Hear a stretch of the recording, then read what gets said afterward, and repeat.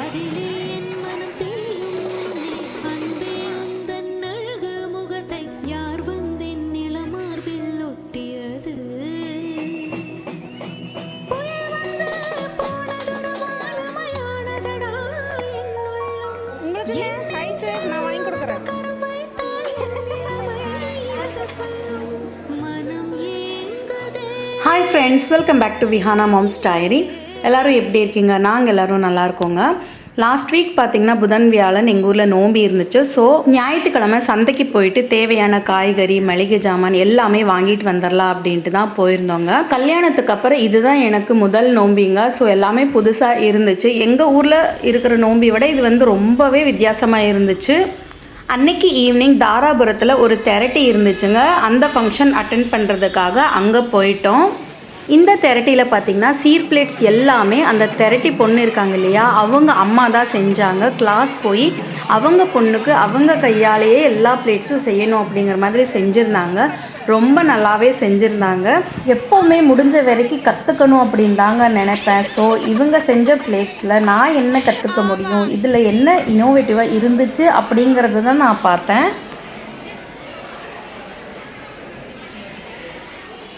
அடுத்து என்னங்க, நம்ம ஊர் நோம்பி தாங்க.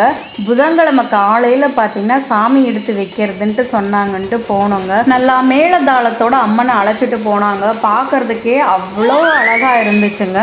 போகும்போது அங்கங்கே நிறுத்தி சில இடத்துல ஏதோ ஒன்று சொன்னாங்க. பட் அது என்னன்னு எனக்கு தெரியல. ஆனால் அது கேட்குறதுக்கு ரொம்ப நல்லா இருந்துச்சு.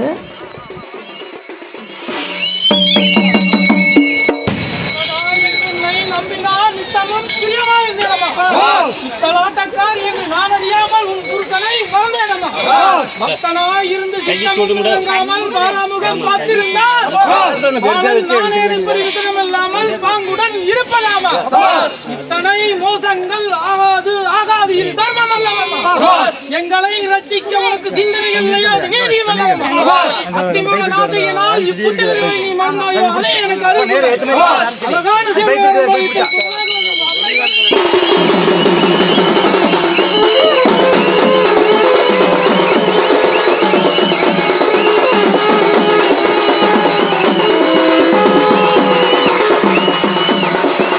சாமியை கோயிலில் கொண்டு வந்து வச்சுட்டு அதுக்கப்புறமா வீட்டுக்கு போயிட்டு சாயந்தரம் பொங்கல் மாவிளக்குக்காக பச்சரிசி ஊற வச்சு இடித்து சலித்து மாவிளக்கு செய்கிறதுக்கு டைம் கரெக்டாக இருந்துச்சுங்க. அதுக்கப்புறமா பார்த்திங்கன்னா 4 மணி போல் கோயிலுக்கு வந்து பொங்கல் வைக்கலாம் அப்படின்ட்டு வந்தோம். எங்கள் ஊரில் 2 மாவிளக்கு 2 பொங்கலுங்க. நைட்டு பார்த்திங்கன்னா பட்டத்தளச்சி அம்மன் அவங்களுக்கு பொங்கலும் மாவிளக்கும், விடிய காலையில் பார்த்திங்கன்னா பகவதி அம்மனுக்கும் பொங்கலும் மாவிளக்கும் கொண்டு வர்ற மாதிரி. இந்த பொங்கல் பார்த்திங்கன்னா கொத்துக்காரர் வீட்டில் பொங்கல் வச்சு முடித்ததுக்கு அப்புறம் தான் ஊரில் இருக்கிற மற்றவங்க எல்லாருமே பொங்கல் வைக்கணுங்க. அவங்க வந்து பொங்கல் வச்சுட்டு போனதுக்கப்புறம் ஊரில் இருக்கிற மற்ற எல்லாருமே இந்த மரத்துக்கடியில் தான் அவங்க வந்து பொங்கல் வச்சாங்க. பார்த்திங்கன்னா நிறைய கூட்டம் இருந்துச்சுங்க. இவ்வளோ கூட்டம் நம்ம ஊரில் இருக்காங்க அப்படிங்கிறது நான் இந்த நோம்பியில் தான் தெரிஞ்சுக்கிட்டேன். அன்றைக்கி நைட் பார்த்திங்கன்னா மாவிளக்குக்கு எல்லா லேடிஸும் சாரீ கட்டிட்டு கலர்ஃபுல்லாக இருக்கிறது பார்க்குறதுக்கே நல்லா இருந்துச்சுங்க.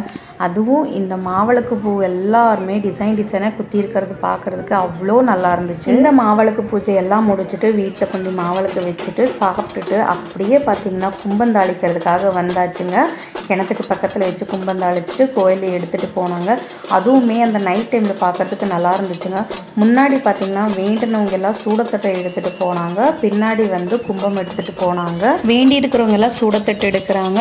விருப்பப்பட்டவங்க சூடத்தட்டத்துக்கு சூட வைக்கலான்னு சொல்லிட்டு நான் வந்து ஒரு டப்பா சூடம் வாங்கிட்டு வந்து எல்லா தட்டத்துக்கும் வச்சேங்க. அடுத்த நாள் அதாவது வியாழக்கிழமை 4 மணி போல் பூவோடு எடுத்தாங்க. அதுக்கப்புறம் அப்படியே பார்த்திங்கன்னா எறும்பு கிடா வெட்டுறது, கும்பத்தை கொண்டு கிணத்துல விடுறது, நாடகம்ட்டு நிறைய இருந்துச்சுங்க.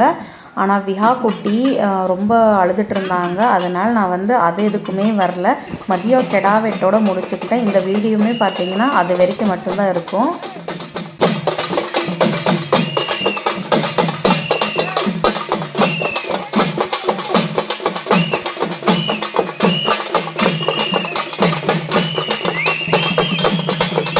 இதெல்லாம் முடிச்சுட்டு வீட்டுக்கு போகிறதுக்கு டைம் 12:30 ஆகிடுச்சிங்க. போயிட்டு கொஞ்சமாக ஒரு குட்டி தூக்கத்தை போட்டுட்டு திரும்பவும் எந்திரிச்சு குளிச்சுட்டு பொங்கல் வச்சு மாவிளக்கு எடுத்துகிட்டு கிளம்பியாச்சுங்க. நைட்டும் சரி இப்போவும் சரி கெடாய்கிட்ட துளுக்கு கேட்டுட்டு துளுக்குனதுக்கு அப்புறம் தான் வெட்டிட்டு தான் பூஜை செஞ்சாங்க.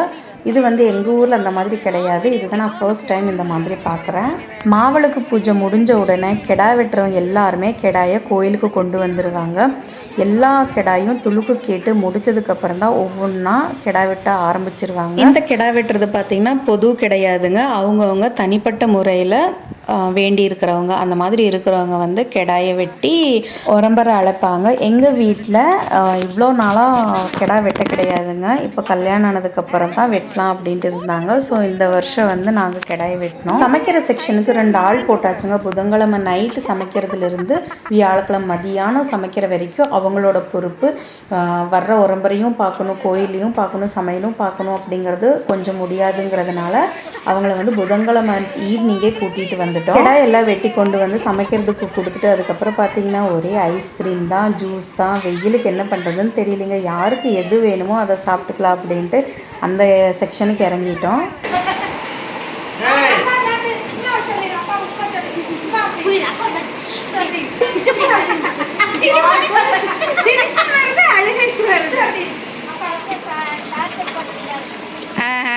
ரைட்.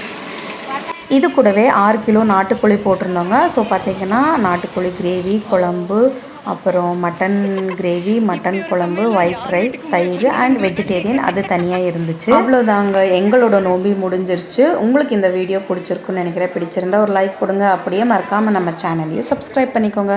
அடுத்த வீடியோவில் மீட் பண்ணலாம். பாய், டாடா.